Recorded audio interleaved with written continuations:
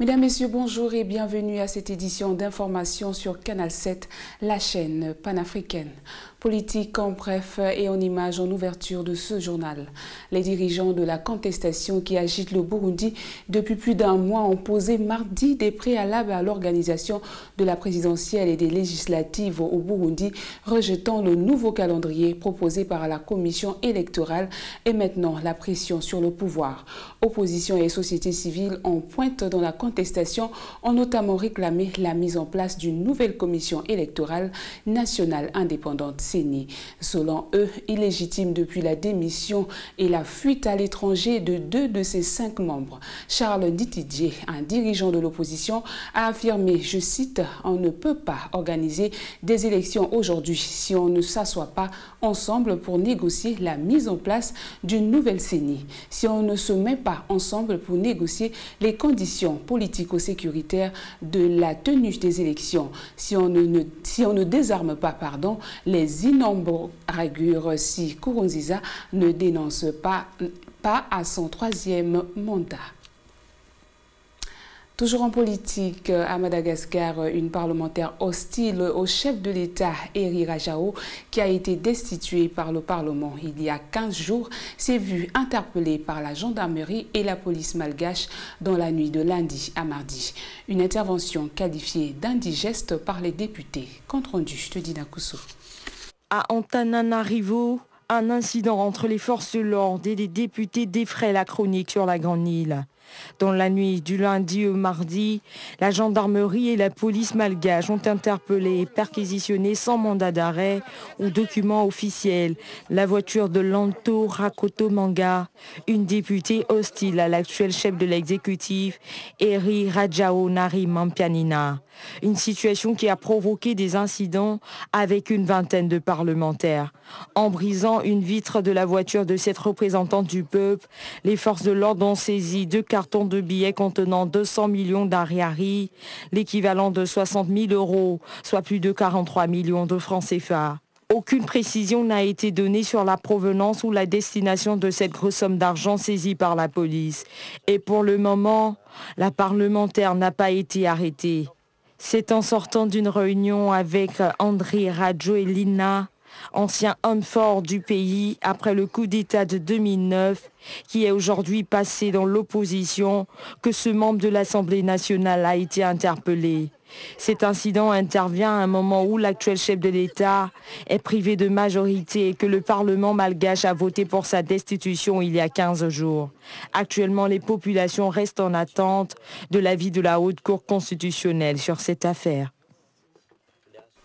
Depuis des mois, l'ONU tente d'arracher la création d'un gouvernement d'union nationale afin de sortir la Libye du chaos. Selon l'émissaire onusien, le dernier projet d'accord de l'ONU a été accueilli de la manière positive par les délégations rivales libyennes présentes ce mardi au Maroc. Abdoulaziz Maïga. Depuis des mois, l'ONU tente de trouver un compromis pouvant aboutir à la formation d'un gouvernement d'union en Libye et espère désormais aboutir avant le 17 juin du Ramadan, le mois de jeûne musulman. Les 3 premières moutures n'ayant pas convaincu les 2 parties rivales, l'ONU a soumis ce lundi soir, lors d'une cérémonie officielle à Skirat, une station balnéaire proche de Rabat, une 4e proposition d'accord. Selon Bernardino Léon, ce dernier projet d'accord a été accueilli de manière positive par les délégations rivales libyennes présentes au Maroc. On a distribué, comme vous le savez, une nouvelle proposition d'accord. Et tout ce que je peux vous dire pour le moment, c'est que la réaction est positive. Je pense que nous sommes face à la possibilité d'un consensus triple. Un consensus dans la société libyenne, un consensus de le participant dans le dialogue et un consensus international. À l'issue de 2 jours de pourparlers ce mardi et suite aux différentes tractations, l'espoir reste de mise. Évidemment, je dois le dire avec précaution parce que c'est une première réaction. On n'a pas encore discuté d'une façon approfondie avec tous les participants. Donc je peux vous dire qu'il y a un sens d'optimisme et il y a beaucoup d'espoir.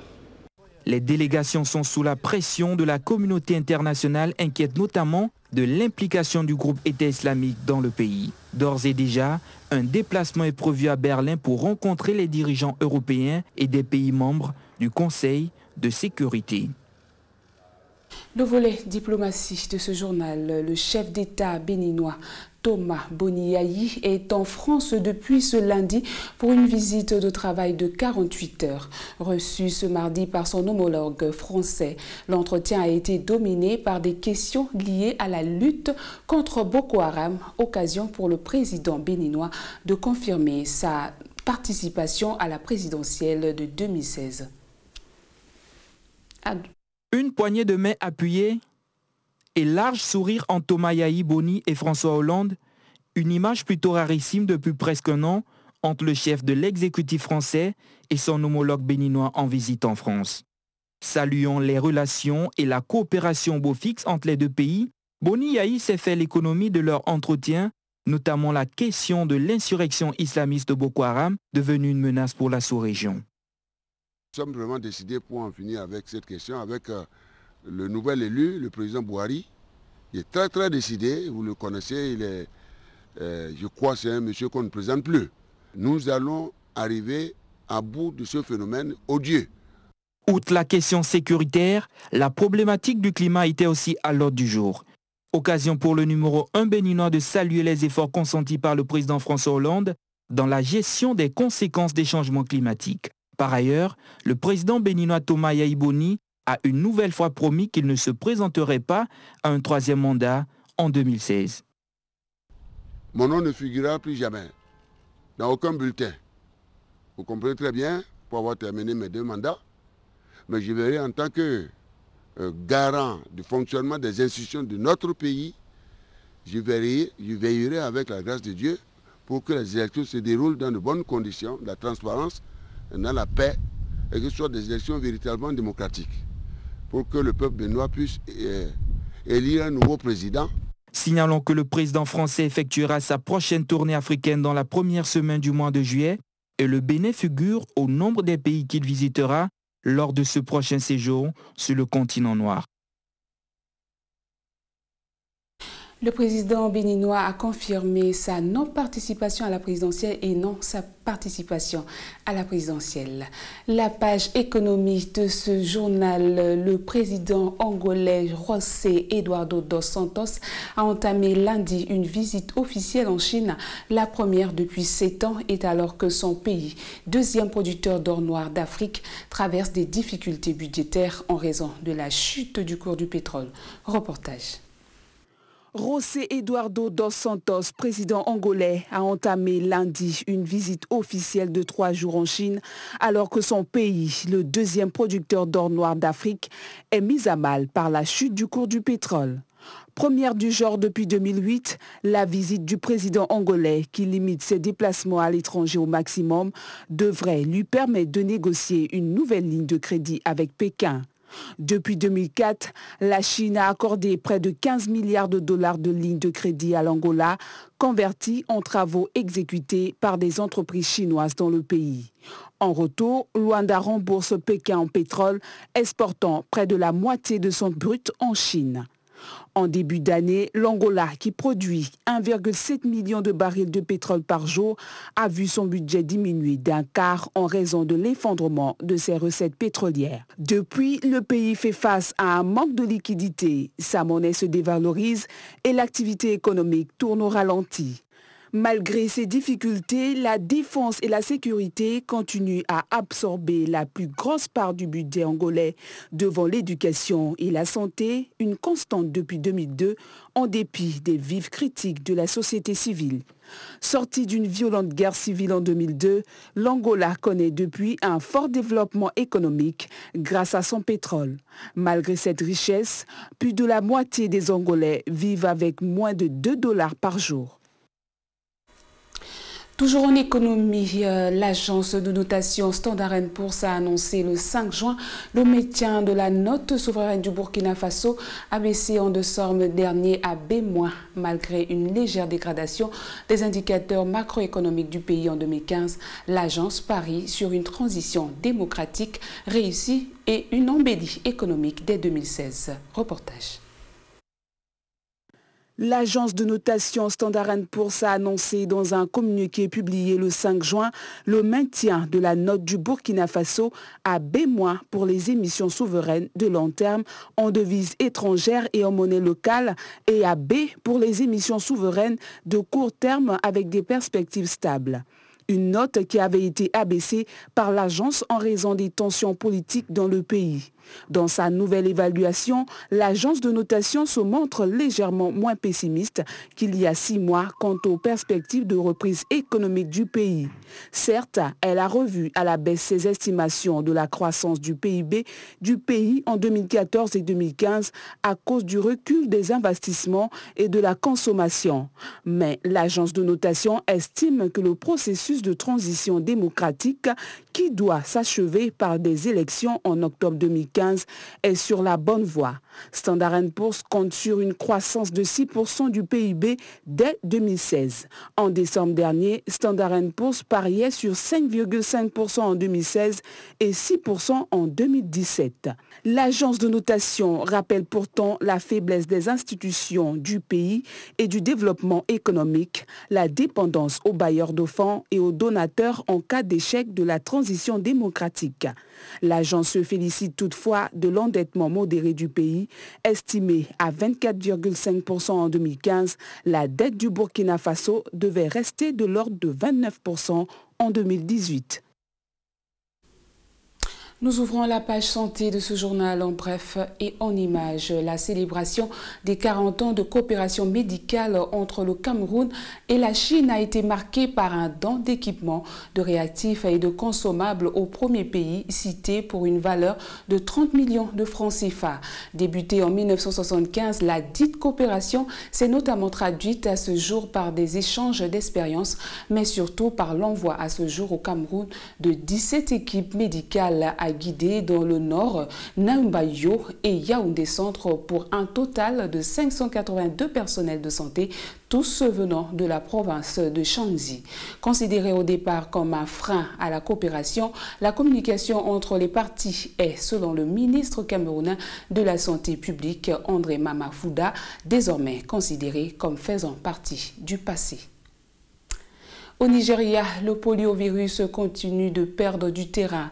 Une réussite majeure pour ce pays qui n'a connu que 6 cas cette année. Le pays serait en bonne voie pour interrompre la transmission de la polio cette année. Léa Atam. Au Nigeria, les nouvelles stratégies ont été déployées pour vacciner les enfants contre la polio dans les États les plus à risque du pays. Le travail énorme fait par l'UNICEF et l'OMS en soutien au programme national de vaccination est en train de porter ses fruits au Nigeria. Tous les grands leaders religieux et traditionnels du nord du pays sont désormais favorables à la campagne de vaccination. La poliomyélite touche principalement les enfants de moins de 5 ans. Une infection sur 200 entraîne une paralysie irréversible. Aujourd'hui, son éradication se profile à l'horizon dans le monde. L'an passé, le Nigeria était, avec le Pakistan et l'Afghanistan, l'un de 3 pays au monde où la polio reste endémique, alors qu'ils étaient plus de 125 en 1988. Cette baisse résulte de l'effort mondial pour éradiquer cette maladie. Rappelons que depuis près de 2 ans, aucun cas de poliovirus sauvage de type 3 n'a été enregistré et cela laisserait penser qu'il a été éradiqué. La page environnementale de ce journal, le sommet du G7 s'est tenu lundi à Château-Delmo au sud de l'Allemagne. À l'issue de cette rencontre, le président François Hollande s'est félicité des engagements qualifiés d'ambitieux pris par les 7 pays dans la lutte contre le réchauffement climatique en vue de la conférence de Paris en décembre prochain, notamment la diminution de 40 à 70% des émissions carbone d'ici 2050. Marie-Angèle Gonou. Le président français s'active pour la réussite de la 21e conférence de l'ONU sur le climat prévue à Paris en décembre prochain. Ainsi, le sommet du G7 de lundi dernier à Château-Delmont, au sud de l'Allemagne, a-t-il été l'occasion pour François Hollande de pousser ses pairs vers des objectifs forts en faveur du climat. Il s'est alors félicité des engagements du G7 qui fixent la diminution de 40 à 70% des émissions de CO2 d'ici 2050. Il y a une diminution de 40 à 70% des émissions de CO2 d'ici 2050 et il a été ajouté avec la volonté d'être au plus haut de la fourchette. C'est un engagement qui lie tous les participants au G7. Concernant les financements d'initiatives pro-climat, le G7 a donné la garantie qu'il y aura 100 milliards de dollars pour la transition énergétique chaque année à partir de 2020 et ces ressources seront précisées, ceci afin d'atteindre la neutralité carbone. Je voulais que le message du G7 soit un message qui soit ambitieux et réaliste.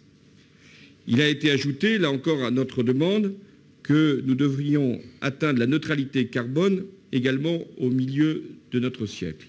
François Hollande veut que la réussite soit au rendez-vous de la conférence de Paris. Ainsi, la France et l'Allemagne postulent pour des engagements chiffrés plus ambitieux. Rappelons que le G7 réunit les États-Unis, le Canada, le Japon, la France, l'Allemagne, le Royaume-Uni et l'Italie. Direction Sénégal pour la page culturelle de ce journal.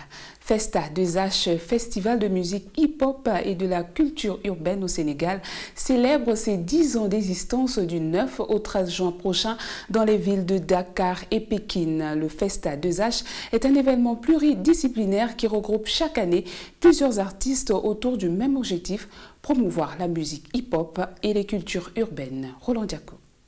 Les villes de Dakar et Pékin célèbrent une décennie de hip-hop et de culture urbaine dès ce 9 juin avec des concerts, des expositions, des conférences et des workshops.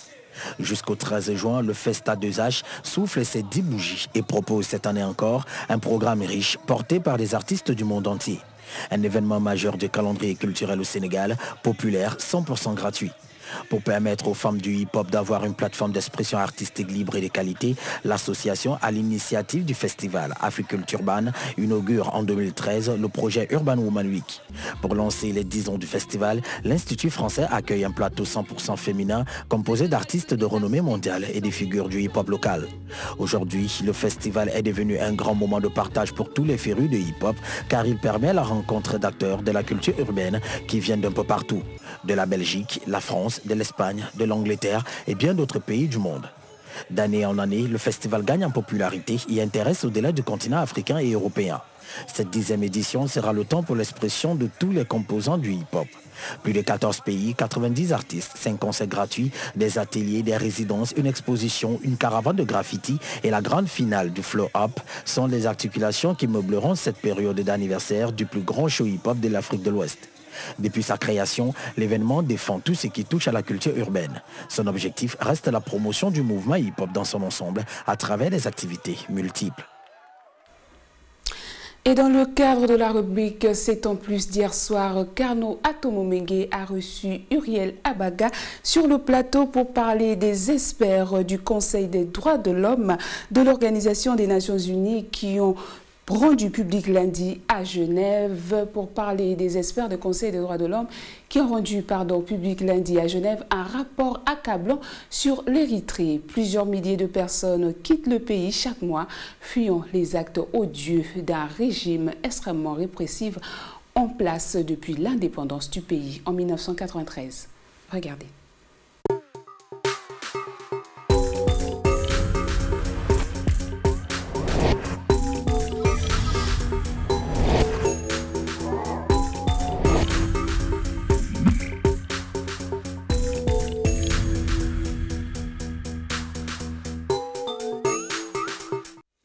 Uriel Abaga, bonsoir. Alors, comment expliquer que l'Érythrée, après avoir cherché son indépendance pendant 3 décennies, vous avez dit, se retrouve dans une situation de dictature après autant de temps pour retrouver la liberté. Comme vous l'avez dit, l'Érythrée a obtenu son indépendance, c'était en 1993, après 30 années passées à lutter contre le colonialisme, contre l'impérialisme du régime italien qui était en place à cette époque-là. Le président actuel, c'est-à-dire Isaias Afewerki, avait pris le pouvoir à la tête d'un parti constitué majoritairement de chrétiens qui s'opposait à un autre parti qui était constitué de musulmans. Depuis 1993, il a été désigné président par l'Assemblée nationale et il dirige quasiment par décret comme Omar el-Béchir au Soudan, comme on peut citer par exemple Robert Mugabe au Zimbabwe. Il dirige quasiment par décret puisqu'il occupe les fonctions de président de la République et de chef du gouvernement. Donc il dirige ce pays d'une main de fer depuis 1993. Il perpètre des exécutions, des exactions qui sont vraiment dénoncé par l'ensemble de la communauté internationale. Je crois qu'on a longtemps parlé du Soudan comme un pays autocratique, comme un pays qui vit sous une dictature, mais l'Érythrée est quand même le paroxysme de ce qui peut être imaginé en matière de dictature, de régime totalitaire en Afrique. Alors l'Organisation des Nations Unies s'est penchée sur la question à travers cette enquête qui a été menée par un certain nombre d'Onusiens. Est-ce qu'ils ont eu de la facilité à pouvoir entrer en contact avec les populations sur place, avec les autorités dirigeantes? Déjà, comme vous l'avez dit dans votre introduction, la commission initiée par l'Organisation des Nations Unies a été boycottée depuis l'année dernière par les autorités érythréennes qui ne voulaient pas que leur pays soit auditionner, que leur population soit auditionnée ou que leur pays soit sujette à une inspection de l'Organisation des Nations Unies. Et pour dire un peu plus sur ce sujet, par rapport aux informations que nous avons reçues lors de nos investigations, au Soudan, en Érythrée, il est même impossible de quitter la capitale Asmara sans avoir l'autorisation des autorités érythréennes. Ce qui veut dire que c'est un régime qui contrôle quasiment tout. Et toujours selon les informations que nous avons reçues, c'est un système de renseignement tellement pointu que dans une même famille, un père peut être l'espion qui surveille son fils, comme son fils peut être l'espion qui le surveille. Donc c'est un régime où aucun citoyen ne peut être garanti de la liberté pendant de longs moments. Aucun citoyen ne peut aspirer, ne peut prétendre à la quiétude pendant de longues périodes. Parce qu'à n'importe quel moment, votre tête peut être coupée, vous pouvez être emprisonné, vous pouvez être bâillonné et ainsi de suite. Y a-t-il une solution à cela? Je ne crois pas que sur le coup il y ait une solution à cela parce que le président de la République de ce pays est quasiment a quasiment fait a mis tout en place pour que ce pays soit le plus hermétique de l'Afrique. Quasiment aucune relation bilatérale, à part une relation avec le Rwanda depuis 2013. Quand on sait quelle relation le Rwanda a avec les États-Unis et la France, on comprend exactement avec qui on s'allie. Parce que, comme l'adage le dit, dis-nous avec qui tu marches et je te dirai qui tu es. Si vous êtes avec le Rwanda qui s'est attiré le courroux des États-Unis, qui a des relations un peu tumultueuses avec la France, forcément on comprend que vous n'êtes pas pro-Occident. Maintenant, après, l'Érythrée obtient depuis quelques années le soutien financier de l'Union européenne parce que c'est quand même une plaque tournante de la migration vers l'Occident. Beaucoup de populations, 5000 Érythréens par mois quittent le pays à cause des exactions qui sont commises par le régime en place.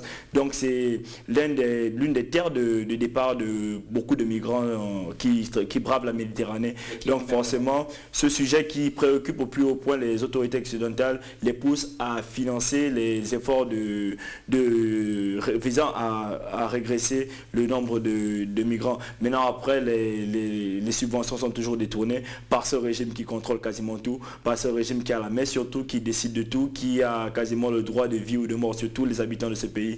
Donc la solution serait certainement le départ du président de la République, mais on ne sait pas pour combien de temps il sera vivant. Dieu seul décide de sa durée de vie sur cette terre.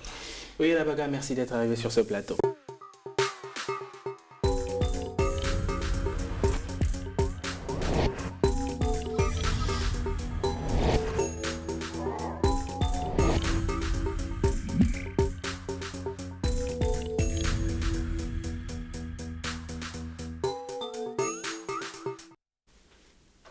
Voilà qui vient mettre un terme à cette édition d'information sur les antennes de Canal 7, la chaîne panafricaine. Bonne journée.